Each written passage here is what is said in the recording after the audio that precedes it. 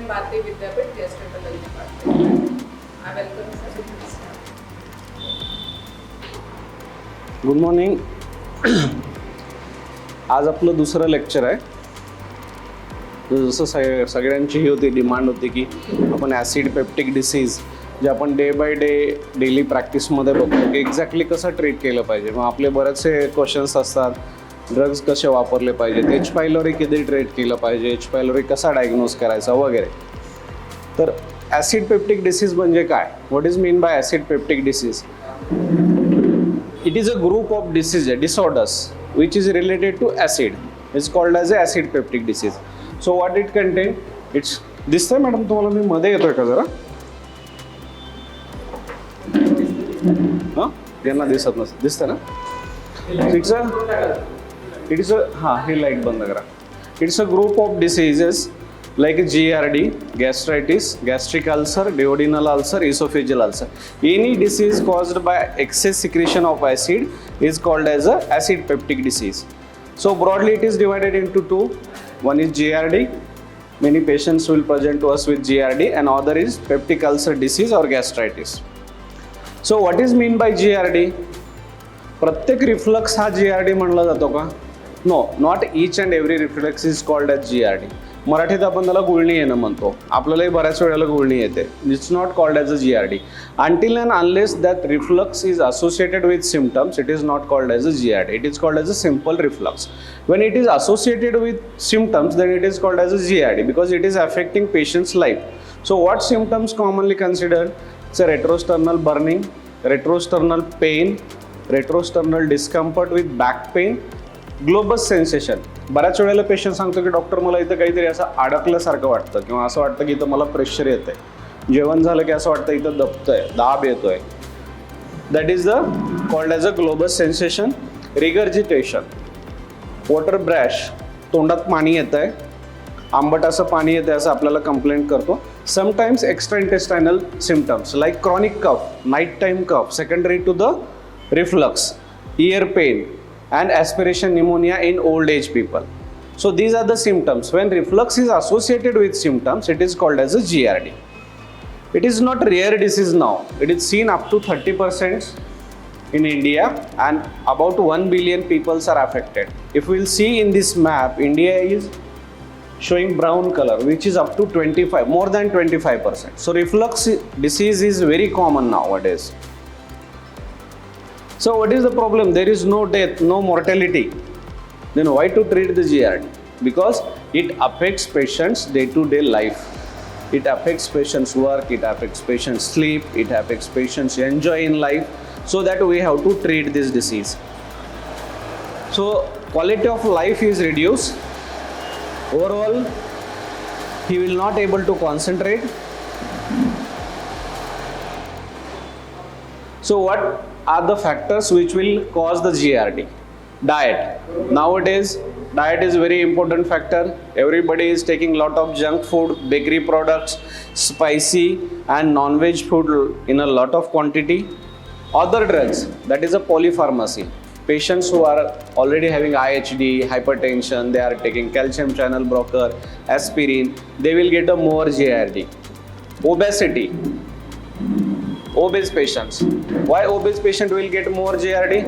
Less exercise as well as increased abdominal pressure will cause the more reflux. In pregnancy, same like obesity, due to the increased intra-abdominal pressure. Nowadays, gym is a fad in young generation. So they will lift a lot of weight to increase their muscle mass. They will take a very high protein diet. They will take at least 250 milligram of cheese, 250 milligram of paneer, 250 milligram of some chicken or mutton like that. So that this is very common in younger generation also. Then tight clothes, alcohol, smoking and carbonated drinks. All these will increase the GERD. The most important last factor is the stress. It is seen in 23% of the patients. Stress, late night sleep due to the stress is very important factor which increases the reflux and symptoms related to reflux. So when patient coming to us, it is not only to give the PPI. Patient आपल्याला काय म्हणतो की doctor माझी acidity खूप जुनी आहे, अगदी लहान होतो ना तेव्हापासून मला ॲसिडिटी आहे, मी खूप औषधं केलं ती बरीच होत नाही. Is it the truth? No, it's not at all truth. हे सत्यच नाही आहे. प्रॉब्लेम त्याच्यामध्ये आहे. हे पहिल्यांदा आपण त्याला सांगायचं. मी तुला जे काही मेडिकेशन्स देणार आहे, आय एम गिविंग PPI और I am giving some liquid antacid और something, it is a shorter duration. म्हणजे ते फक्त शॉर्ट ड्युरेशनसाठी आहे.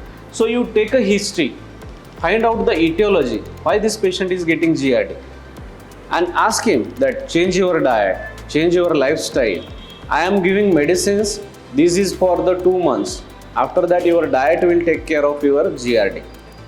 त्याला सांगायचं आहे. नाही तर तो काय करतो की नाही, मी त्या डॉक्टरांकडे ना, मी महिंद्रा डॉक्टरांकडे गेलो, एंडोस्कोपी केली, 1 वर्ष मी त्यांच्याकडनं औषधं घेतली, 2 लाख रुपये खर्च केले, पण काही फायदा नाही. Is doctor is wrong? No, your patient is wrong.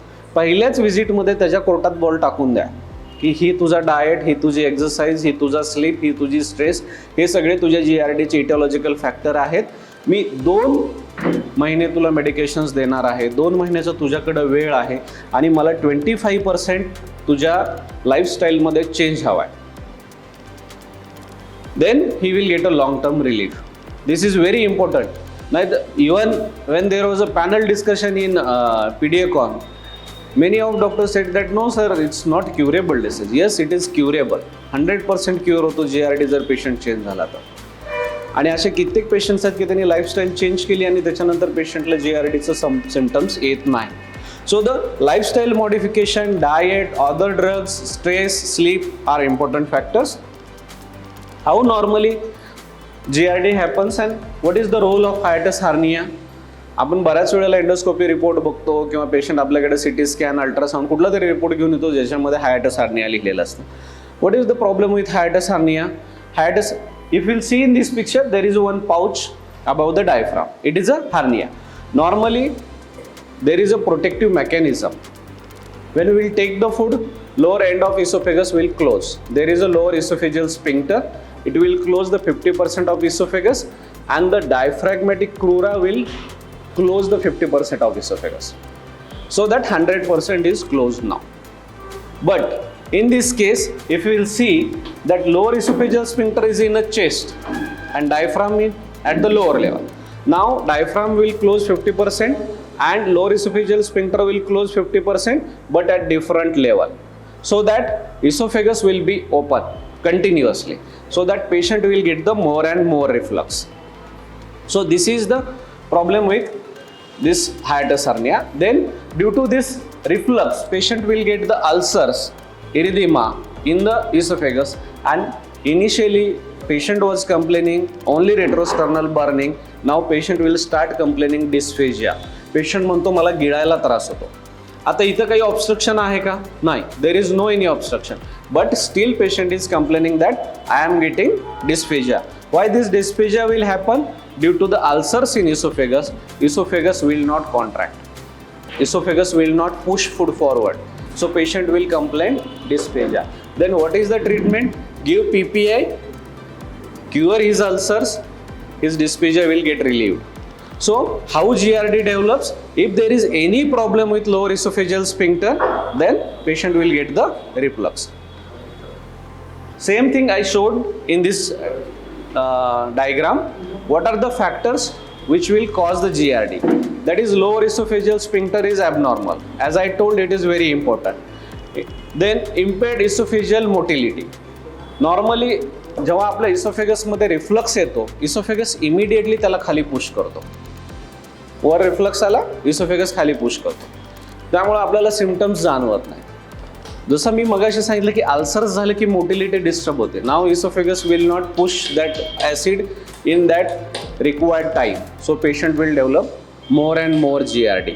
Hiatus hernia, delayed gastric emptying, spicy food खाल्लं, ऑइली फूड खाल्लं, लॉट ऑफ नॉनव्हेज खाल्लं, या केसमध्ये पेशंटला GERD का होतो? One thing, increase acid secretion, and second thing, slow gastric emptying. जोपर्यंत आपल्या स्टमकमधलं फूड 5 मिलीमीटर एवढ्या साईजचं होत नाही तोपर्यंत पायलोरस आपला ओपन होत नाही आणि स्टमकमधलं फूड हे डिओडिनममध्ये जात नाही. फास्ट खाणं, स्पायसी फूड, जोपर्यंत आपल्या फूडचा pH हा 7 होत नाही तोपर्यंत फूड पुढं जात नाही. Size, pH, content, fat content, everything is related. तुम्हाला वॉलच दिलेला आहे पायलरसला, तो ओपनच होणार नाही. So that whenever we are taking the, आपण म्हणतो मी काल रात्री पार्टीला गेलो, खूप खाल्लं, पोट गच्च आहे. Why? Your gastric emptying is slow down due to your high calorie diet, spicy food. So that slow gastric emptying मुळे stomach भरलेलं राहत. Your stomach will be full and you will get the reflux. So slow gastric emptying is also most important factor. Transient lower esophageal sphincter relaxation. आपल्याला ढेकर येते, म्हणजे हा जो oesophageal sphincter असतो ना, हा क्लोज होतो जेवण केल्यानंतर आणि हा इंटरमिटंटली फ्रॅक्शन ऑफ सेकंडसाठी ओपन होतो. का तर जे काही पोटामध्ये गॅस बनलेला आहे तो बाहेर आला पाहिजे आणि आपल्याला रिलीफ वाटतं. आपण 2 वगैरे ढेकर दिले की आपल्याला वाटतं हां आता बरं वाटतं जरा. So that it is getting relax intermittent. Wien this relaxation is इम्पेअर्ड, म्हणजे रिलॅक्सेशन जर जास्त वेळ होत असेल पेशंटमध्ये तर पेशंटला GRD होतं. And visceral हायपरसेन्सिटिव्हिटी. पेशंट माझ्याकडे आला, मी पेशंट बघितला, बऱ्याच वेळेला असं वाटतं की पेशंटला GRDचे सिम्पटम्स मागच्या 2-3 वर्षापासून आहेत आणि पेशंटची मी एंडोस्कोपी केली, एंडोस्कोपी नॉर्मल आहे, PPI तर तो ऑलरेडी घेत होता. तो म्हणतो की मी काही खात नाही, बाहेर खात नाही डॉक्टर, मी रोज घरचंच खातो, मी अगदी सगळं काही व्यवस्थित करतो. Then what is the problem with this patient? Why is getting and he is not getting relieved with double dose PPI. तुम्ही 40 मिलीग्रॅम सकाळी देताय, संध्याकाळी 40 मिलीग्रॅम पॅन्टोप्राझोल, एस्मेप्राझोल देताय, पेशंट बरा होत नाही आहे. Now here is a visceral hypersensitivity. मगाशी जसं मी सांगितलं की नॉर्मल आलेलं ॲसिड इसोफेगस खाली ढकलतं, पण हे ॲसिड नॉर्मली जेव्हा वर येऊन थांबतं त्यावेळेला आपला इसोफेगस आपल्या ब्रेनला सिग्नल देतो की ॲसिड आलं आहे. In this hypersensitive patient this signals will be exaggerated. 5 ml acid माझ्या इसोफेगसमध्ये आलं तर माझा इसोफेगस सिग्नल देत नाही, पण हायपरसेन्सिटिव्ह पेशंटचा इसोफेगस ब्रेनला सिग्नल देतो की ॲसिड एक्स्ट्रा आहे. इन रिॲलिटी ॲसिड एक्स्ट्रा आहे का? नाही. तिथले रिसेप्टर सेन्सिटिव्ह झालेत आणि म्हणून त्याला हे देत. आणि मग अशा पेशंट्समध्ये आम्ही अँजिओलायटिक्स ॲड करतो आणि त्याचं म्हणणं असतं मी ॲसिडिटीसाठी आलो आहे, मला झोप चांगली येते आणि तुम्ही का देताय मला झोपेचं औषध? The problem here is his visceral hypersensitivity. Why he is not getting cured? Due to his stress, his esophageal receptors are hypersensitive and they are giving signals to the normal acid. Normal acid आणि normal refluxला त्याचा oesophagus abnormal म्हणून brain समोर present करतो आणि आपल्याला ही wrong signalling नको आहे, म्हणून आपण त्याला अँटीडिप्रेसंट ॲड करतो. आणि मग ह्या सगळ्या गोष्टी सांगितल्यानंतर तो घ्यायला तयार होतो. आणि जो पेशंट मागच्या 2 वर्षात 4 वर्षात GRDला रिस्पॉन्स करत नव्हता PPIला, तो पेशंट आता रिस्पॉन्स करतो, कारण की आपण त्याची इटिओलॉजी शोधली. त्याची इटिओलॉजी आहे स्ट्रेस. तो झोपत नाही व्यवस्थित, रात्री त्याची झोप चांगली होत नाही, दिवसभर भरपूर स्ट्रेस घेतो, जेवण चांगलं करतो हे चांगलं आहे, डाएटवाला पार्ट त्याचा चांगला आहे, पण स्ट्रेसवाला पार्ट चांगला नाही. So that in this case we have to add antidepressant. So this is very important because 25% of the patient is having this type of problem. So with PPI, you will require antidepressant in this patient. Otherwise, they will not respond to single PPI. What is the clinical presentation? As I told, there is no definitive test, easy tests available. म्हणजे आपण पुण्यामध्ये GRD आहे असं म्हणायचं नेमकं. त्याला काही taste येत नाही की जा एक्सरे काढ आणि याच्यात हे दिसलं की आपण त्याला GRD म्हणू. खूप ॲडव्हान्स डिसीज असेल तर त्याच्यामध्ये दिसतं. त्याच्यासाठी काही टेस्ट येतात लाईक मॅनोमेट्री, इम्पॅडन्स मॅनोमेट्री, pH मॉनिटरिंग. पण 25% लोकांना प्रॉब्लेम आहे. मग ह्या प्रत्येकाला आपण पाठवायचं का? आणि त्याची कॉस्ट, त्याची अवेलेबिलिटी हे इश्यूज असतात. Best diagnostic method is usually जेवण झाल्यानंतर 30 to 60 मिनिट्समध्ये symptoms, patient will get a symptoms, retrosternal burning, increases on lying down. जेव्हा पेशंट झोपतो तेव्हा जी ग्रॅव्हिटी वर्क करते, मी उभा आहे मला रिफ्लक्स कमी येतो का? ग्रॅव्हिटी पुल करते, खाली पुल करते फूडला. पण जेव्हा मी झोपतो now gravity will not work. So patient will get more and more symptoms at night time. रात्रीचं जेवण झाल्यावर मला जास्त त्रास होतो असं पेशंट कंप्लेंट करतो. So what is the problem? Chest pain, dyspepsia, difficulty in swallowing, regurgitation of food, sensation of lump, काहीतरी अडकलं असं म्हणतो. Sometimes there is a haematemesis due to the oesophageal ulcers. तो म्हणतो की माझ्या उलटीमध्ये थोडंसं रक्त आलं, कारण की त्याला क्रॉनिक GRDमुळं जे काही अल्सर्स आहेत त्याच्यातून त्याला थोडंसं ब्लिडिंग झालं आहे. Then odynophagia, pain, secondary to again ulcers. And sometimes we have to keep in mind की यंग पेशंट असेल तर हे सिम्टम्स आपण कॅज्युअली घेऊ शकतो, त्यांना ट्रीट करू शकतो. But if it is not young patient we have to always consider the oesophageal malignancy. म्हणजे पेशंटला 1-2 वेळा ट्रीट करून जर त्याला बरं वाटत नसेल then it is better to go for the endoscopy, rule out the malignancy, and if it is not there, go with a conservative manner. What is the atypical presentation? Asthma, chronic cough, laryngitis, repeated pharyngitis, and sleep disturbance. What are the complications? Frequently, म्हणजे मागच्या बऱ्याचशा स्लाइडमध्ये मी सांगितलं की frequently GERD झाल्यामुळं काय होतं, एक तर ब्लिडिंग होऊ शकतं अल्सर्समुळं, then patient will get ulcers, stricture म्हणजे क्रॉनिक GERD होऊन जसं बर्न झाल्यानंतर स्टिक्चर फॉर्म होतं तसं अल्सर जसे हील होतात आपण तसं ते स्टिक्चर बनतं आणि पेशंटला डिस्फेजिया होतो. देन मॅलिग्नन्सी, लॉंग टर्म GERDमुळे बॅरेट्स इसोफेगस होऊन पेशंटला ॲडिनोकार्सिनोमा होऊ शकतो, oesophageal adenocarcinoma. Then aspiration, pneumonia, laryngitis, otitis media, these are the rare complications. I will show some pictures.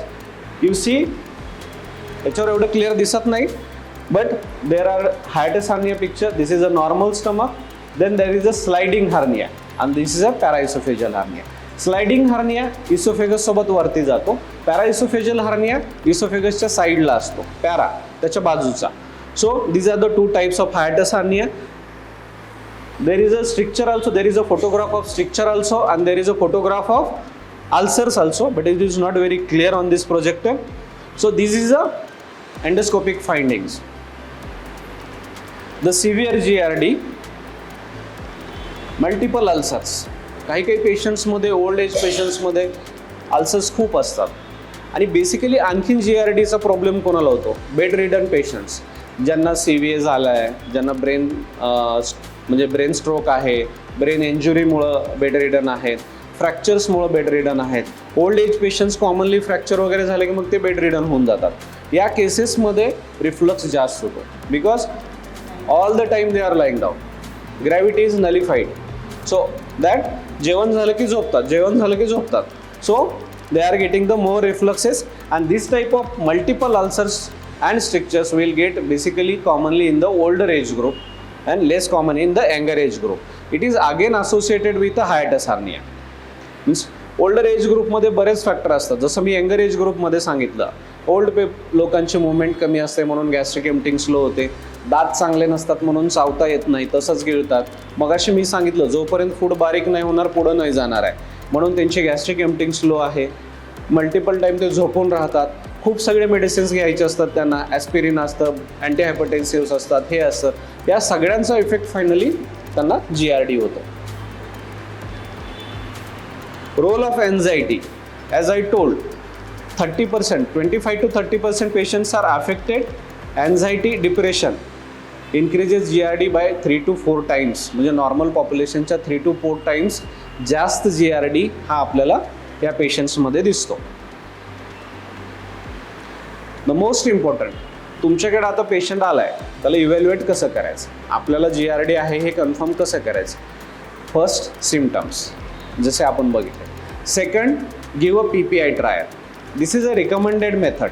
PPI trial द्या आणि PPI ट्रायल देऊन बघा की PPI ट्रायलला जर पेशंट रिस्पॉन्स करत असेल, टेम्पररी जरी पेशंट, आणि आपण बऱ्याच वेळेला हिस्ट्रीमध्येच पेशंट सांगतो सर मी ती पॅन्डीची गोळी घातली की मला बरं वाटतं, means it is a case of GERD. So PPI trial is a best.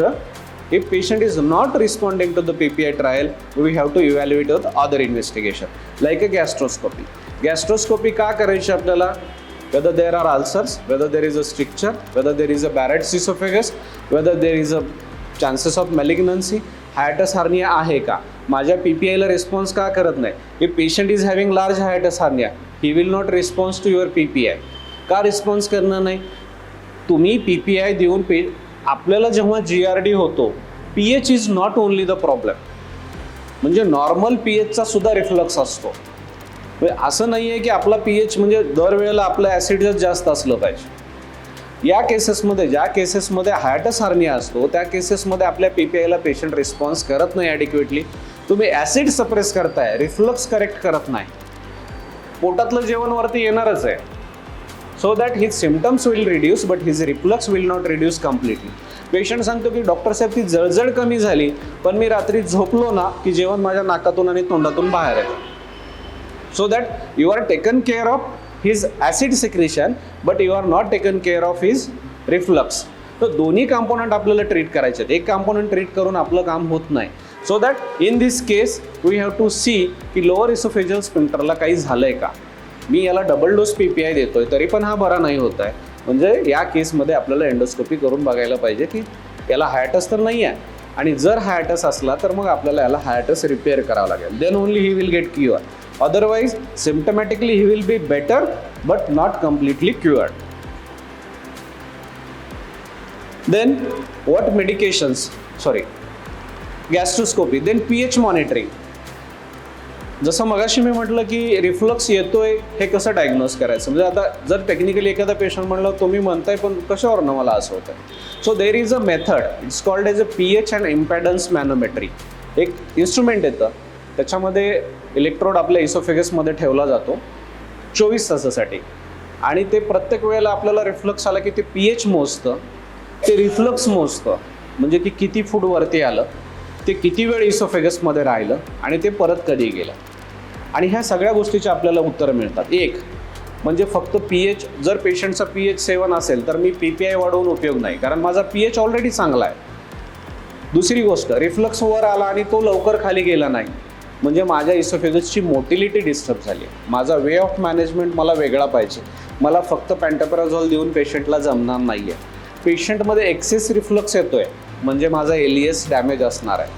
असं त्याचं आपल्याला इव्हॅल्युएशन करता येतं. It is called as a pH and impedance manometry. Other is a high resolution manometry. High resolution manometry directly reflux count करत नाही, फक्त oesophagus movement व्यवस्थित करतो का एवढंच बघते. So that is not very good technique for the GRD diagnosis.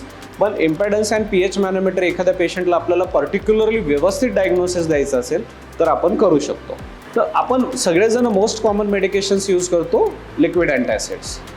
So what is the action of liquid antacid. Liquid antacid काय करतं, लिक्विड अँटासिड जातं, इट इज अ अल्कली, ॲसिडसोबत मिक्स होतं आणि त्याला न्यूट्रल करतं, एक न्यूट्रल साल्ट तयार करतं. पण what is the problem, it will only dilute the acid what ever present in the stomach. It will not stop further secretion.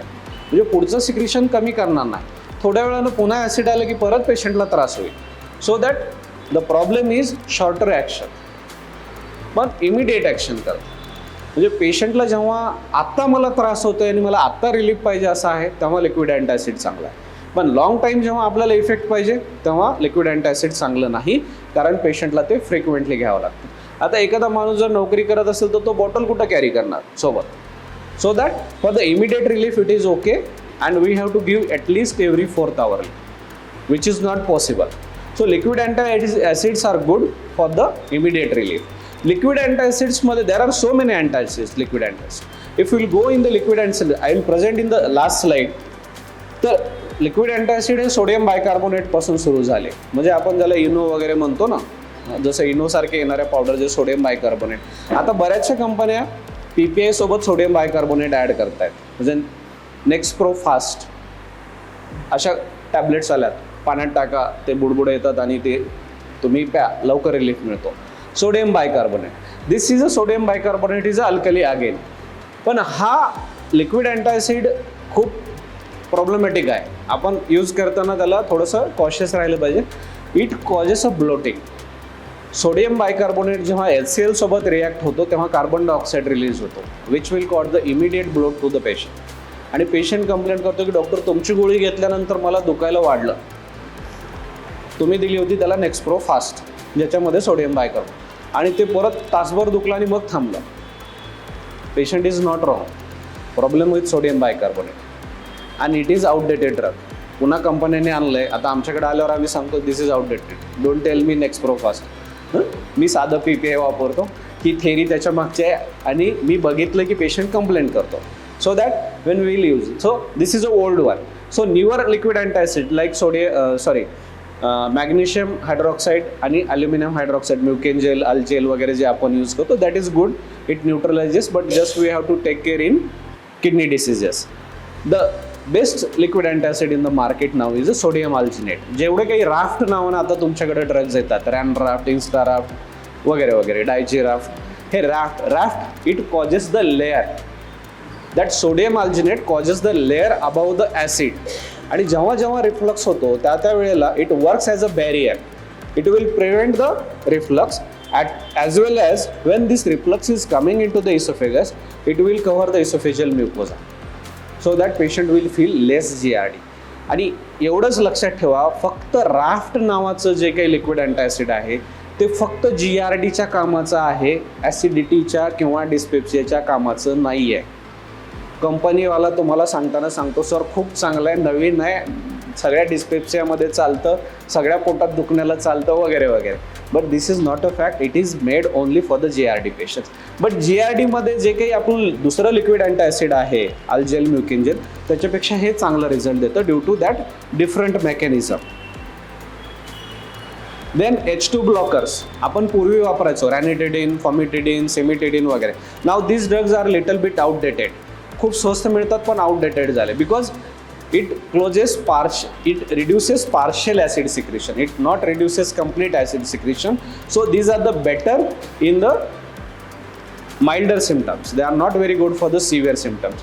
आणि आजकालच्या लाईफस्टाईलमध्ये माइल्डर सिम्पटम्स राहिलेलेच नाहीत, सिव्हिअर सिम्पटम्सच आहेत. मग या केसेसमध्ये हे कामच करत नाहीत. But if we want to save some money, पेशंटला थोडे पैसेच वाचवायचे, तर सकाळी PPI आणि संध्याकाळी H2 ब्लॉकर्स आपण देऊ शकतो. अँटीडिप्रेसंट, मगाशीच मी सांगितलं की अँटीडिप्रेसंटचा काय रोल आहे, आणि जेव्हा पेशंट आपल्या रुटीन PPIला रिस्पॉन्स करत नाही तेव्हा आपण पेशंटला अँटीडिप्रेसंट द्यायचे.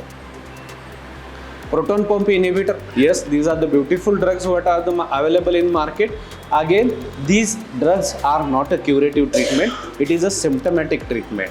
Explain your patient that what I am giving to you is a temporary, and so that all doses you know that omeprazole, lansoprazole, pantoprazole all are having in your routine use. The most important, when to operate the hernia, hiatus hernia. तो पेशंटचा प्रश्न असतो की sir मी hiatus hernia operate करू का, किती दिवसात करू, कधी करू, काय. तर ज्याच्यासाठी आपण निसान्स फंडोप्लिकेशन नावाची सर्जरी लॅप्रोस्कोपी करता. It is quite good surgery, पेशंटला खूप चांगला रिलीफ मिळतो. 95% सक्सेस रेट असतो, मोर दॅन 95%. 4-5 दिवसाचा हॉस्पिटल स्टे लागतो. पण कुठला पेशंट ट्रीट करायचा?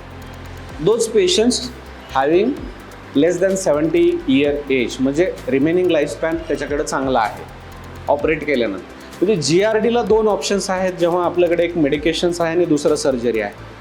ज्या पेशंटला कोमॉर्बिडिटीज आहेत, ओल्ड एज आहेत, त्या केसेसमध्ये किंवा लाईफस्पॅन कमी आहे, आता 70-75 वर्ष वय आहे, त्या पेशंटला जरी थोडासा फिट असला तरी मी सांगतो की आता तुम्ही ड्रग्स घेऊ शकता. So he has to take 1 PPI, pantoprazole 40 mg every day with diet modification. He will continue 10-15 years. But those patients, जसं मी मगाशी सांगितलं की यंगर एज ग्रुप आता आपल्याकडं बऱ्यापैकी हायटस हार्निया घेऊन येतं. In that cases we have to operate. 40 वर्षाचा माणूस आहे, 60 वर्ष रिमेनिंग लाईफ स्पॅन आहे. Is it easy to prescribe the PPI for 60 year? He will spend more money as compared to with surgery, आणि कायम relief मिळणार नाही. So that in that cases large hiatus hernia, medically fit with remaining life span is adequate. ह्या केसेसमध्ये आपण large size hernia, ह्या 4 कंडिशन्समध्ये आपण त्या पेशंटला सर्जरी ॲडवाईस करायची. आणि जर ओल्ड एज पेशंट असेल, कोमॉर्बिड पेशंट असेल, हायटस हार्निया स्मॉल साईज असेल, in that cases we have to prescribe drugs. Role of double dose PPI. Normally बऱ्याच वेळेला तुम्ही माझं कधी प्रिस्क्रिप्शन बघितलं असेल तर त्यात डबल डोस PPI असते. Why we are prescribing double dose PPI? Nowadays lifestyle is changed so much. कुणीच झोपत नाही 12च्या आत, कुणीच, म्हणजे इन्क्लुडिंग आपण सगळे, म्हणजे नॉट ओन्ली पेशंट्स, डॉक्टर्ससुद्धा खूप कमी असतील, कदाचित सर वगैरे झोपत असतील, पण कदम सर झोपत असतील. मी तरी नाही, 11-11:30 बाहेरच असतो, फोन आले तरी चालूच असतात. So that it is very difficult. म्हणजे आपण 11, आपले जेवणच, सगळ्यांचे जेवण रात्री 10-10:30लाच होतात. म्हणजे आपण आपल्या पास्टमध्ये गेलो आपल्या लहानपणामध्ये गेलो तर आपण कधी जेवत होतो गावी जेव्हा आपण होतो आपल्या गावामध्ये, त्यावेळेला हार्डली आपलं 8चं जेवण म्हणजे खूप झालं. आणि 10 वाजेपर्यंत मुलांना अभ्यास केला तर आई वडील म्हणायचे खूप अभ्यास करतो, 10पर्यंत जागा असतो. तर खूप अभ्यास करतो आमचा मुलगा, म्हणजे 10पर्यंत अभ्यास करायचा हा फक्त 10वीचा आणि 12वीचा रूल होता, बाकीच्या दिवशी 8 वाजता झोपायचा. सो असा नियम होता. आणि आता तो नियम सगळा संपलाय. म्हणजे ऑल डॉक्टर्स असं तुमच्या ओपीडीज बंद होतात साधारण 10 वाजतच असेल, 10 10:30 होतात, मग घरी जायचं, जेवायचं आणि मग झोपायचं, ह्या सगळ्या गोष्टीला. So this is lifestyle of all patients, doctors, everybody. Diet, spicy diet. पूर्वी कधीतरी तुम्ही म्हणजे साधारण आपण स्वीट्स घेतलं दिवाळीला आणि सणाला बनायचे, आता रोजच खातो आपण. आज बर्गर, उद्या पिझ्झा, परवा आणखीन काय समोसा, वडापाव वगैरे वगैरे. So that your diet is changed so much. Diet change, exercise reduce, diet pattern, stress is increase, sleep is reduce. So that everything is there. म्हणजे जेवढ्या काही मी इटिओलॉजिकल फॅक्टर सांगितले आहेत ना, त्यातले प्रत्येकामध्ये 5 फॅक्टर आहेत. प्रत्येक माणसामध्ये 5 फॅक्टर आहेत. So that this patients are not responding to single dose PPI. म्हणून हे सिंगल डोस PPIला रिस्पॉन्स करत नाही. मग बऱ्याच लोकांमध्ये आपल्याला डबल डोस PPI यूज करावं लागतं. Double dose PPI is prescribed to the patient those are not responding to the single dose PPI, having large oesophageal ulcers, large hiatus hernia, Barrett's esophagus, ulcer bleed. In that cases, yes, we have to prescribe double dose PPI. The most important is diet modification. जर आपल्याला सगळ्यात आणि really if you will council your patient, diet modification will give the excellent result. पेशंटला एकही PPI घ्यायची गरज पडत नाही, एकही घ्यायची गरज पडत नाही. तुमच्या पेशंटला फक्त डाएट व्यवस्थित एक्सप्लेन करा. So he has to avoid coffee, citrus fruit, carbonated drinks, chocolates, fatty spicy food. आणि पेशंटला खूप सगळं डाएट लिहून द्यायचं नाही. सकाळी इडली खा, दुपारी चपाती खा, नाही, पॉसिबल होत नाही. त्याला साध्या शब्दात सांगायचं, आंबट खाऊ नको, तेलकट कमी खा, तिखट कमी खा, स्पायसी खाऊ नको, नॉनव्हेज कमी खा वगैरे वगैरे. असं म्हणजे त्याला समजेल अशा भाषेत आपण त्याला सांगायचं, मग तो ते फॉलो करतो. The most important is you see the citrus food. Why I am concentrating on citrus food? Many times after COVID, that Limsi is came into the market as a beautiful drug which will increase the immunity drastically. The Limsiचा वापर खूप होतो आणि these patients will get the very bad gastritis and GRD. So don't use Limsi. कुठल्याही गाईडलाईनमध्ये Limsi ही prove झाली नाही. फक्त ती आपण आपल्याकडं आहे. आणि इवन बऱ्याच वेळेला आम्हालाही सांगतात येऊन की सर लिम्सी आहे, तुम्हाला पण काही लिम्सी देतो, तुम्ही पण खा, तुमची पण इम्युनिटी वाढेल. असंही सांगतात ते. म्हणजे फार्माची एक स्ट्रॅटेजी असते की आपला माल विकायचा आहे. सो दॅट म्हणून मी तुम्हाला सांगितलं की ते रॅनड्राफ्ट जेव्हा घेऊन येतात तेव्हा ते मलाही सांगायला चालू करतात की सर हे चांगलं आहे, डिस्पेप्सियामध्ये चांगलं आहे, अल्सरमध्ये चांगलं आहे. मी ऐकून घेतो की बरं बाबा ठीक आहे, आता तू जे सांगतोस ते बघू आपण काय असेल ते. तसं लिम्सीचा वापर कमी करा. आणि स्पेसिफिकली जेव्हा तुम्ही प्रिस्क्राईब करताय त्यावेळेला बघा की तुमच्या पेशंटला GRD आहे का, डिस्पेप्सिया आहे का. अदरवाईज इट विल गेट एक्झॅगरेटेड आणि मग तो तुमच्यासोबत अनहॅपी होईल. Lifestyle modification. काही पेशंट्समध्ये आपल्याला सर्जरी पॉसिबल नाही आहे, तेव्हा पेशंट म्हणतो की सर मला आणखीन 4 महिने माझ्या मुलीचं लग्न आहे, अमुक आहे तमुक आहे, मला जमत नाही आहे आता सध्याला, लार्ज हायटस आहे, मल्टिपल इसोफेजियल अल्सर्स आहे, मी डबल डोस PPI देतोय, आता काय करायचं, ह्याच्या पुढं काय करायचं. So that we have to advise some lifestyle modification. 1 is increase head end of height, increase height of bed from the head end 6 inches वर करायचे. So that you are taking help of gravity. त्याला सांगायचं लाकडाचे blocks तुझ्या डोक्याची side जी आहे तुझ्या बेडची त्याच्या खाली दे आणि अर्ध्या फुटानं तुझा बेड वर उचल. So that he is now slipping like this. So that his reflux will reduce. Second, avoid food which will cause the excess acid secretion. Then low fat diet. कमी तेलकट आणि कमी तिखट, तो आपला कॉमन रूल आहे. मोस्ट इम्पॉर्टंट थिंग आहे संध्याकाळचं जेवण लवकर घ्यायचं. Tell all GRD patient their dinner should be finished before 8 PM. आणि जे ओल्ड एज असतात, जे घरी असतात, त्यांना तर सांगायचं तुम्ही 7ला जेवा. जेवल्यानंतर 3 ते 4 तास झोपायचं नाही. So that they will not get the reflux. मग ते 7ला जेवले की 10ला झोपणार आहेत, 10 10:30ला. So meanwhile his stomach will be empty. so that he will not get the reflux. Avoid tight clothes, weight loss, and avoid the drugs which will cause the relaxation of lower esophageal sphincter and which will cause the GRD. The most important, reduce stress. Reduce stress. That is, reduce work pressure, then attend family functions and good sleep. म्हणजे ते आपल्यासाठीच आहे ते सगळे. हे तिन्ही point आपल्यासाठी आहेत, सगळ्यांसाठी, मी तुम्ही सगळेच. म्हणजे बघा, आता आपण स्पायसी फूड खाणार, जाऊन ओपीडी करणार, मग संध्याकाळी जाऊन उशीरपर्यंत ओपीडी करून मग जेवण करणार, मग लेट नाईटला झोपणार.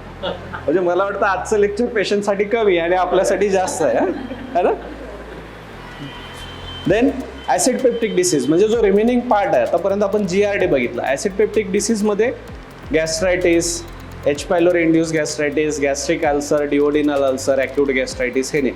ऑलमोस्ट ट्रीटमेंट सेम आहे, प्रेझेंटेशन फक्त वेगळं असतं. In this case patient will complaint epigastric pain, bloating. जेवल्यानंतर मला ना एक तासाभरासाठी पोट गच्च वाटतं, 2 तासासाठी, आणि 2 तासानं मला बरं वाटतं. This is a typical feature of gastritis. So or gas. त्याच्यानंतर जेवण केल्यानंतर जोरात पोटात दुखतं किंवा मिड नाईटला पोटात दुखतं. That midnight, late night pain is secondary to duodenal ulcer. Immediate after food, जेवण केल्यानंतर जो पेन होतो, विदिन 10-15 मिनिट्स पेन होतो, डिस्कम्फर्ट वाटतो, it is always related to stomach. Food कुठं जाणार आहे? स्टमकमध्ये. तिथून त्याला स्मॉल बाउलमध्ये जायला 4 तास लागणार आहे. त्याच्यामुळं त्याच्या आधीचा जो पेन असतो, 4 तासाच्या आधीचा, तो ऑलवेज रिलेटेड टू स्टमक असतो. म्हणून मी पेशंटला एकच प्रश्न विचारतो की दुखणं कधी चालू होतं. 10 मिनिटात म्हणलं की विचार फक्त स्टमक पुरताच करायचा, बाकी काहीच करायचं. म्हणजे ऑब्स्ट्रक्शन, अमुक तमुक, स्मॉल बाउल आउट. फक्त 10 मिनिटात होतं, म्हणजे फूड फक्त स्टमकमध्ये आहे. सर, ॲक्यूट गॅस्ट्रायटिसमध्ये पेशंट कंप्लेंट करतो nausea, vomiting, abdominal pain, abdominal discomfort, bloating, burping. Continuously मला जेवण झालं की बर्पिंग होतं, आणि पेशंटला विचारायचं की बर्पिंग झाल्यानंतर बरं वाटतं का? तो हे यस म्हणला तर इट्स अ डिस्पेप्सिया, कारण त्याला स्टमकमधलं प्रेशर रिलीज होतं. जे स्टमक स्ट्रेच झालं आहे त्यानं बर्प केले की ते रिलॅक्स होतं, so that he will get the better feeling. So these are the symptoms with other acid peptic diseases. Why this gastritis, gastric ulcers का होतो? H. pylori infection, increase acid secretion और damage to the protective layer. Normally म्युकोजाच्या वरती एक mucus layer असतो स्टमकला, आणि त्याच्या बाहेर ॲसिड असतं. जर हे लेअर अफेक्ट झाले तर पेशंटला गॅस्ट्रायटिस होतो आणि पेशंटला अल्सर होतो. हे अफेक्ट होतात either due to the drugs and food. म्हणजे फूडमुळं सिक्रेशन पण वाढतं, ड्रग्जमुळं सिक्रेशन पण वाढतं, आणि प्रोटेक्टिव्ह लेअर जातो. H. pyloriमुळं पण प्रोटेक्टिव्ह लेअर जातो आणि पेशंटला गॅस्ट्रायटिस होतो. काही ड्रग्ज आहेत जे आपण लक्षात ठेवले पाहिजेत. स्टिरॉइड, NSAID, अँटीकोॲग्युलंट्स, अँटीसायकोटिक ड्रग्ज, आणि फॉस्फेट्स, म्हणजे जे पेशंटला ऑस्टिओपोरोसिससाठी बऱ्याच वेळेला ऑर्थोचे लोक प्रिस्क्राईब करतात. त्या केसेसमध्ये पेशंट्सला मोर ऑफ गॅस्ट्रायटिस आणि गॅस्ट्रिक अल्सर्स होतात. Diet most important again. तर आपण इथं फक्त यूज विथ केअर जे आहे इथं फॅटी फूड्स. तर या सेकंड कॉलममध्ये जर बघितलं तुम्ही तर ऑरेंज, मगाशी मी तुम्हाला लिम्सीचं जे सांगत होतो, orange, pineapple, citrus foods all. Then cauliflower, cabbage, cucumber, onion. पेशंटला स्पेसिफिकली जे पेशंट डिस्पेप्सियाचे आहेत त्यांना सांगायचं की तुम्ही सलाड खायचं नाही, कुठलंच कच्चं फ्रूट खायचं नाही. आता काय होतं की एक पार्ट बघितलं आपण जे वेट आणि मसल मास इन्क्रीज करणार आहेत, एक दुसरा पार्ट आहे ज्यांना वेट लॉस करायचं. हे काय करतात? बाउल भरून सलाड खातात. देवानं आपल्याला आतडं चपाती आणि भाजी पचवण्यासाठी दिलंय. एवढा सलाड ते कसं पचवणार आहे की नाही? रिअल म्हणजे आपली जी बॉडी बनली ती बॉडी नेचरनं आपल्याला दिली. That is considering you will behave as a normal person, पण तुम्ही काहीतरी वेगळं बिहेव करताय.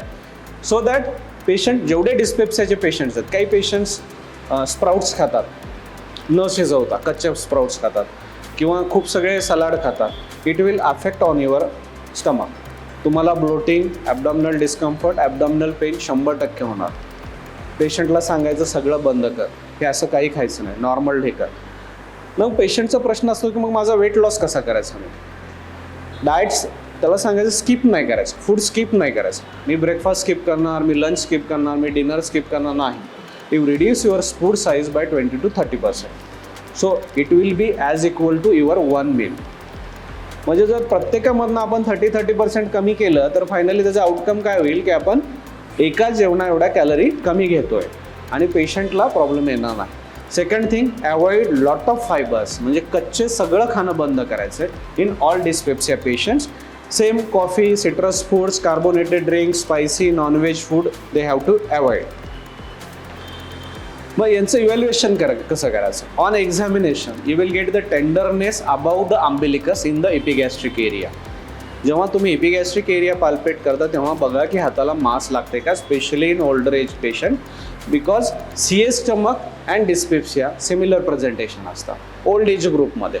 यंग एजमध्ये त्याचा काही प्रश्न येणार नाही आहे. लुक फॉर द पॅलार किंवा नेल चेंजेस, ज्याला आपण कायलोनायकिया म्हणतो. तसं जर असेल तर पेशंटला ब्लिडिंग होते असा त्याचा अर्थ होतो. Then mass per abdomen as I told. Investigation, drug trial. Again प्रत्येक पेशंटला आपण एंडोस्कोपीसाठी पाठवणार नाही. So give a PPI trial and see. Then look for the CBC, म्हणजे तुम्हाला हिमोग्लोबिन कळेल. पेशंटचं हिमोग्लोबिन कमी असेल, येस त्या केसमध्ये आपल्याला एंडोस्कोपी करावी लागेल. Then USG abdomen to rule out any other pathology other than your dyspepsia. Long duration dyspepsia आहे त्या केसेसमध्ये USG ॲबडॉमेन ॲडवाईस करा.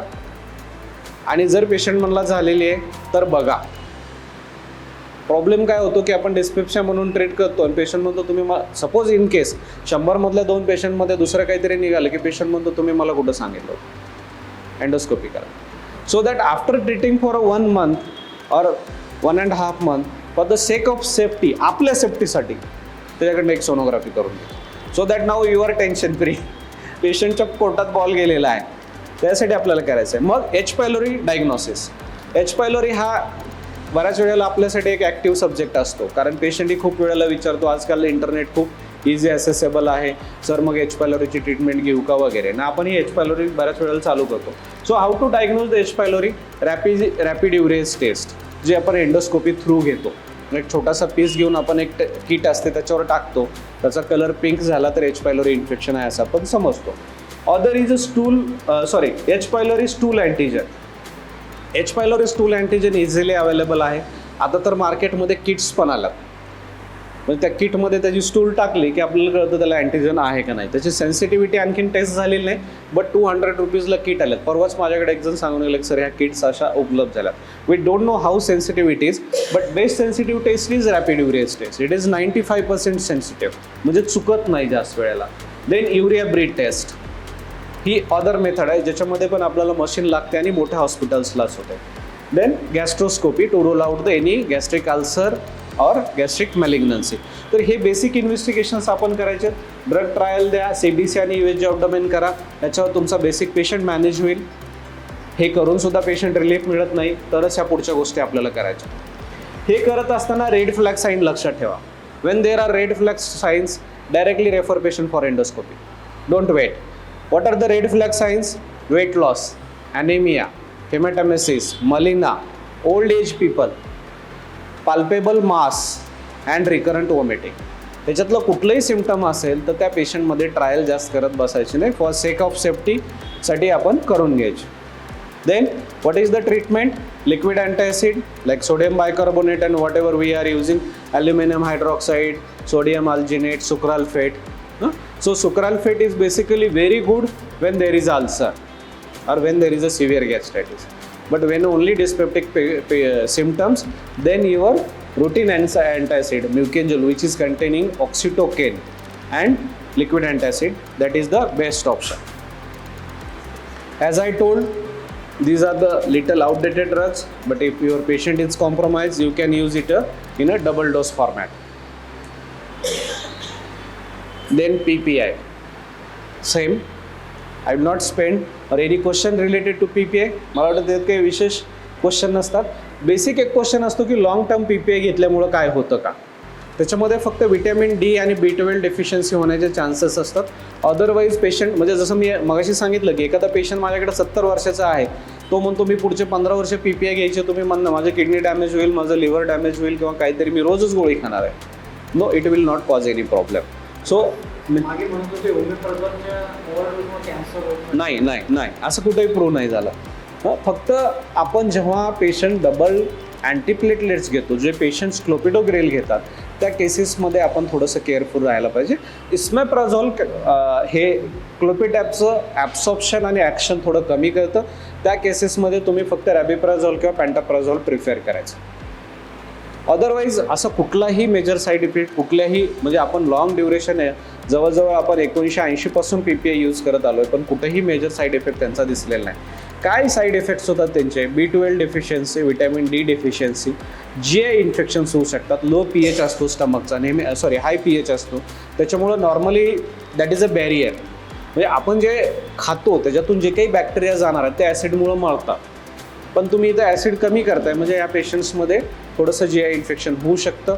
सेकंड थिंग असते की जे पेशंट CLD आहेत, क्रॉनिक लिव्हर डिसीजचे पेशंट आहेत, त्यांना असायटिक इन्फेक्शन होऊ शकतं. But these are the rare possibilities, these are not very common. हां, रॅनिटिडिनला नाही नाही नाही नाही नाही. देन अँटी H पायलोरी, म्हणजे जो हॉट टॉपिक आपण नेहमी करतो. अँटी H पायलोरी कधी द्यायचं? Anti H pylori chronic dyspepsia patient, duodenal ulcer patient, gastric ulcers patient जे एंडोस्कोपीनं डायग्नोज झालेत त्यांनाच द्यायचं. सगळ्यांमध्ये H पायलोरी यूज करायचं नाही. जोपर्यंत आपल्याला डायग्नोसिस नाही, H पायलोरी ही रँडम ट्रीटमेंट नाही. बऱ्याच वेळेला काही वेळेला बघण्यात येतं की H पायलोरी खूप दिवस PPIनं बरा होत नाही म्हणून H पायलोरी घे. No, this is not a practice, this is not recommended. Always we have to confirm. का कन्फर्म केलं पाहिजे? आपण H पायलोरीमध्ये 3 ड्रग्ज का वापरतो? आणि now the recommendation is use 4 drugs. They are telling use 3 antibiotic, clarithromycin, amoxicillin आणि metronidazole use करा. आपण कुठल्या तरी इन्फेक्शनला 3 ड्रग यूज करतो का?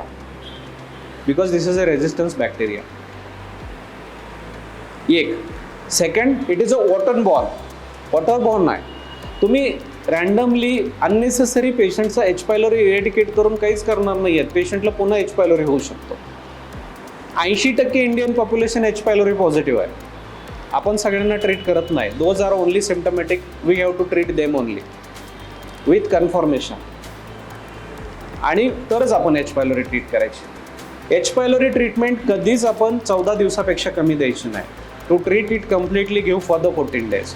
सुरुवात पेशंटला 2 दिवसाची ट्रायल द्या. It causes very bad side effects.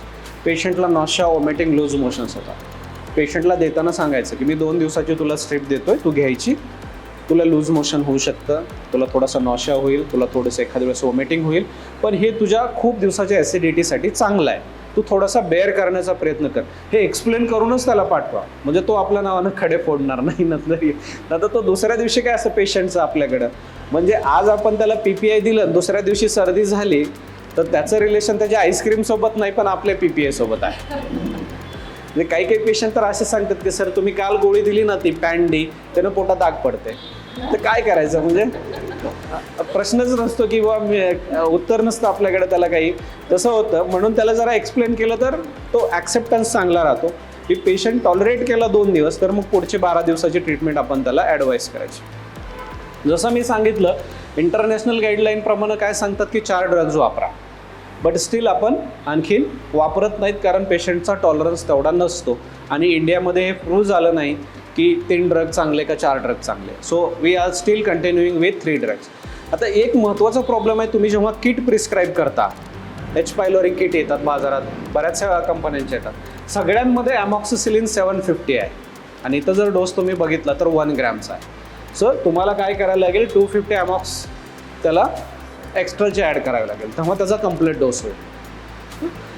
आता बाजारामध्ये आणखीन एक हे आहे की बऱ्याचशा वेळेला तुम्हाला प्रोबायोटिक्स घेऊन येतात, आणि probiotics are working well in H pylori infections म्हणून पण सांगतात. आता लॅक्टोबॅसिलस रुटेरी म्हणून एक नवीन प्रोबायोटिक मार्केटमध्ये आलं आहे, जे H पायलोरी इन्फेक्शन्समध्ये यूज केलं जातं, but still it is in trials, म्हणजे प्रूव्ह नाही झालेलं. पण खूप सगळ्या कंपन्या सध्या मार्केटमध्ये ते हे करतायत, प्रमोट करतायत. बट आम्हालाही आणखीन गॅस्ट्रोएंटरोलॉजिस्टला सुद्धा हे कन्फर्म नाही आहे की ते किती काम करतात. म्हणजे रिअली आम्हाला स्वतःला एक्सपिरियन्स घ्यावा लागेल की 100 पेशंटचं आम्ही RUT घेतलं, त्यांना आम्ही लॅक्टोबॅसिलस रोटेरी दिले आणि त्याच्यानंतर किती पेशंटचं इरॅडिकेशन झालं. अशा स्टडीज जेव्हा येतील त्यावेळेला आपल्याला एक चांगला ऑप्शन अवेलेबल होईल की जो आपण या किटला रिप्लेस करू शकू. काही क्वेश्चन्स असतील तर हे करा, सांगा. 7 days मॅडम. 7 daysमध्ये पेशंटला रिलीफ नाही वाटला तर मग त्याला इव्हॅल्युएट करायचं. म्हणजे at least he should get relief 60-70% तरी त्याला रिलीफ वाटला पाहिजे 7 दिवसामध्ये. जर तो म्हटला की नाही मला बरंच वाटत नाही, म्हणजे त्याचे 2 कारणं असतात बरं न वाटण्याचे. एक तर कारण असतं तो डाएट फॉलो नाही करत आहे, दुसरं कारण असतं may be he is having stress disorder, so that he is not getting relief. पण आता असं असतं की ट्रायलनंतर तो आपल्याला कंप्लेंट करतोय, म्हणजे मग रिस्क आपण न घेता त्याला इव्हॅल्युएट करून मग पुढची ट्रीटमेंट द्यायची. म्हणजे त्याच्या स्ट्रेस रिलेटेड किंवा त्याचा डाएटला आपण सांगणं की नाही तुझा डाएट इज रिस्पॉन्सिबल आहे. त्यासाठी आपल्याला 7 दिवसात पेशंटनं रिस्पॉन्स नाही केलं तर इव्हॅल्युएट करा. नाही, gluten sensitivity is totally different. Gluten sensitivity जसं मी तुम्हाला सांगितलं की GRD आणि डिस्पेप्सिया किंवा ज्याला आपण गॅस्ट्रायटिस, गॅस्ट्रिक अल्सर रिलेटेड सिम्पटम्स म्हणतो, हे पायलॉर्सपर्यंत मर्यादित आहेत आणि ग्लुटेन सेन्सिटिव्हिटी तिथून पुढं चालू होतं.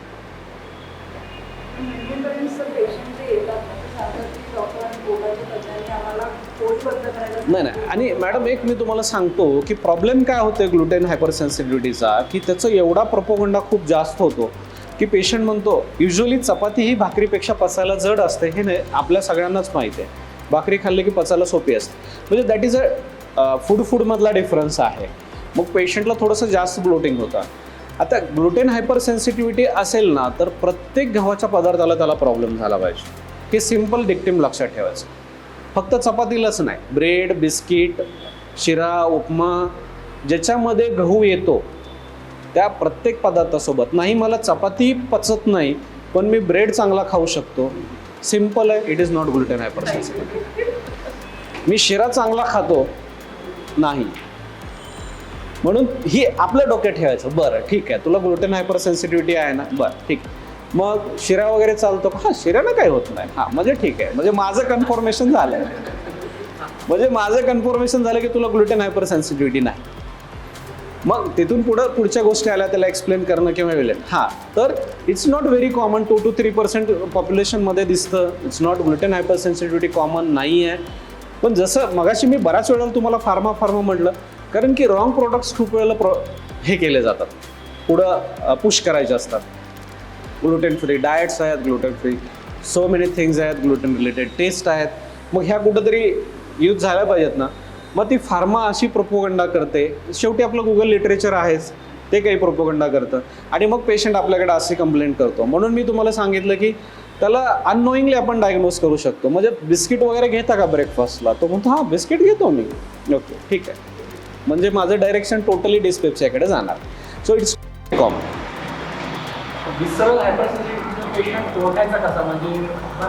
की जसं पेशंटची पहिली तर लाईफस्टाईल, सिम्पल फंडा सांगतो मी तुम्हाला की पेशंट हा बेसिकली चिडचिडाच असतो. तुमच्या ओपीडीत आल्यापासूनच चिडचिडा असतो. मी रिअली सांगतो, त्याचं आल्यानंतर त्याला विचारलं का नाही काय होतंय, तो काय होतंय ते सांगत नाही, आपल्यासमोर फाईल ठेवतो, हे माझे रिपोर्ट्स आहेत. अरे तुला काय होतं ते तर सांग. 4 डॉक्टरकडे गेलो होतो, 10 महिने झालं ट्रीटमेंट घेतो, आणखीन मी बराच नाही. बेसिक हिस्ट्रीचा पार्ट सांगतो तुम्हाला, बेसिक हिस्ट्रीचा पार्ट सांगतो. तुमच्याकडे आलो, 2 तास बसलो, 2 तासापासून 4 पेशंट पुढे गेले. He is a irritable patient, he is having stress. मग तुम्ही त्याची लाईफस्टाईल विचारा की काय करतो, काम काय करतो. म्हणजे history is very important. Sleep pattern कसा आहे, झोप कशी असते, डिस्टर्ब स्लीप, नाईट टाईम मी झोपतो पण मी झोप चांगली येत नाही. बरेच पेशंट सांगतात आपल्याला. त्यांचे काही लोकांचे प्रोफेशन्स तसे असतात. History is very important to diagnose the stress. Stress diagnose करण्यासाठी आपल्याला कुठलंही असं स्पेसिफिक हे येत नाही, म्हणजे टूल येत नाही. तर त्याच्यामध्ये हिस्ट्री. सेकंड थिंग की तुम्ही पेशंटला, आता तो सांगतो की मी डाएट व्यवस्थित फॉलो करतो, मी PPI डबल डोस घेतो तरी मला बरं वाटत नाही. लक्षात. So like drug trial, history and your drug trial is important to diagnose that patient is having stress. म्हणजे पेशंट तुम्हाला स्ट्रेसचा आपल्याकडं येणाऱ्या बरेच पेशंट्स असतात, तर ओव्हर द टाईम आपल्याला लक्षात येतं की पेशंट किती इरिटेबल. जेवढा पेशंट जास्त इरिटेबल असेल त्याला तुम्ही अँजिओलायटिक ॲड करा. He is definitely having stress disorder. जेवढा पेशंट तुमच्याकडे किटकिट करणार आहे, ज्या पेशंटला रिअल प्रॉब्लेम आहे, फक्त नॉट स्ट्रेस रिलेटेड नाही, फक्त GERD आहे, तो येतो, सर मला इथं दुखतंय, जळजळतंय, मळमळतंय, असं होतंय, तसं होतंय. तुम्ही औषध दिल्यानंतर तो अगदी हॅपीली येऊन सांगतो की काल दिलेल्या औषधानं आज मला बऱ्यापैकी चांगलं वाटतंय, म्हणजे बरं आहे, पूर्ण गेलं नाही पण चांगलं आहे. म्हणजे त्याचा way of presentation and all those things are totally different from stress related patient. Second, profession महत्त्वाचे असतात. म्हणजे शेअर मार्केटमध्ये काम करतोय, कुठंतरी कॅशियर आहे, बँकेत आहे, प्रायव्हेट संस्थेमध्ये आहे, जिथं म्हणजे आपल्यालाही थोडंसं सोशल बॅकग्राऊंड त्याचं घ्यावं लागतं. So that will get idea की ह्याला he is having stress. Sir pH monitoring manometric कुठे होते? दीनानाथला होते. PH monitoring with impedance manometric. फक्त स्ट्रेस मॅनेज करण्यासाठी आता आपण युजली इसिटारलोपाम वापरतो. काही लोकांमध्ये फक्त स्ट्रेस हाच प्रॉब्लेम नसेल, स्ट्रेससोबत स्लीप हा प्रॉब्लेम असेल तर आपण इटिझोला अमाइन वापरतो, किंवा त्याच्यामध्ये आपण रेस्टिल वापरतो, जी आपली अल्प्राझोलॅम वापरतो, किंवा SSRI जे इनिबिटर्स आहेत, लाईक डुसलफॅन म्हणून येतं, प्रोथेडेन, ते बऱ्यापैकी चांगलं काम करतं. मिर्टाझापिन येतं, ते पण चांगलं काम करतं. हे जे ड्रग्ज आहेत हे पेशंटला युजली गॅस्ट्रोएंटरोलॉजिस्ट म्हणून आम्ही प्रिस्क्राईब करतो, आणि खूप सगळे पेशंट त्याला चांगला रिस्पॉन्स करतात. आणि त्यांचं म्हणणं असतं की मला झोप येत, जसं मी मगाशी सांगितलं की मला झोप येत नाही, तर थोडा एखादा जास्त शिकलेला असला तर थोडी सिग्नलिंग समजवलं की ऐकतो, मग घेतो तो.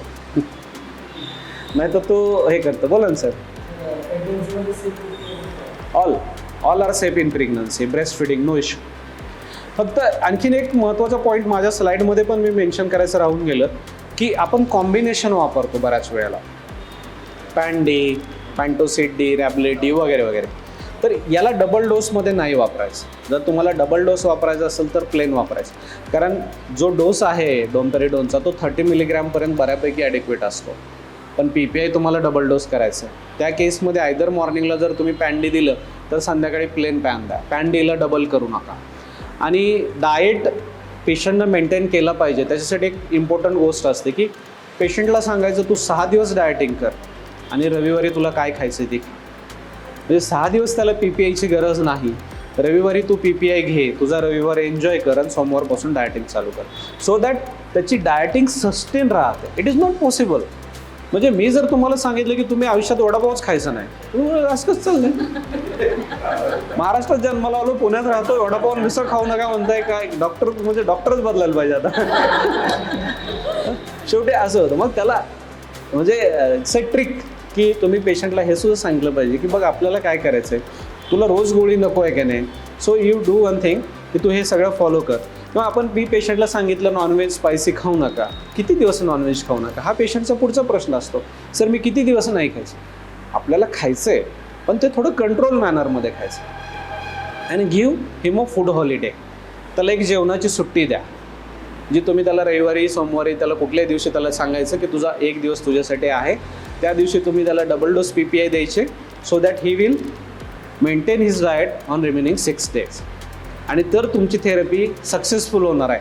नाहीतर तुम्ही त्या 10 डॉक्टरांच्या लिस्टमध्ये 11वा डॉक्टर होणार आहेत की मी त्यांच्याकडेही ट्रीटमेंट घेतली होती पण मला काही फरक पडला नाही आणि माझे 20-25 हजार रुपये गेले. जसं मी सांगितलं मॅडम, हो बरोबर आहे. पोस्ट प्रँडियल ब्लोटिंग जे असतं, जेवण झाल्यानंतर मला दम लागल्यासारखं वाटतं, असं पेशंट कंप्लेंट.